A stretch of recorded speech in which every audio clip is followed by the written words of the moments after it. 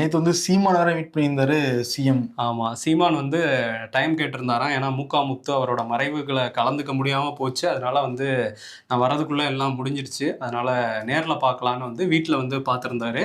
அவர உபசரிச்சு, டீ எல்லாம் குடுத்து அவர வந்து கூப்ட்டுருக்காரு சிஎம். அப்புறம் வந்து முதல்ல முத்துவோட மறைவுக்கு இரங்கல்லாம் தெரிவிச்சிருக்கிறாங்க. அவர பத்தின சில நினைவுகள முதல்வர் வந்து பகிர்ந்துக்கிட்டாராம். இவருக்கு தெரிஞ்ச சில நினைவுகள், எம்ஜிஆர் அந்த காலகட்டத்தில தமிழ் சினிமா எப்படி இருந்தது, முத்து வந்தப்பன்னு சீமானும் சில விஷயங்கள் சொல்லியிருக்காரு. அப்புறம் சிஎம் வந்து உங்க அம்மா எப்படி இருக்காங்க? ஊர்ல தனியா இருக்காங்களா? யாரு பார்த்துக்கிறாங்கன்னு கேட்டோனே ரொம்ப நெகிழ்ந்து போயிட்டாராம் சீமான். அதுக்கப்புறம் வெளிய வந்து நெறைய விஷயங்கள் பேசியிருந்தாரு. பிஜேபி, காங்கிரஸ் அடிச்சுக்கிட்டா கூட அவங்க நலம்லாம் விசாரிச்சுப்பாங்க. அந்த மாரி தான் இது. அரசியலுக்கு அப்பாற்பட்டது. அதனால வந்து இதெல்லாம் ஒரு சந்திப்பு.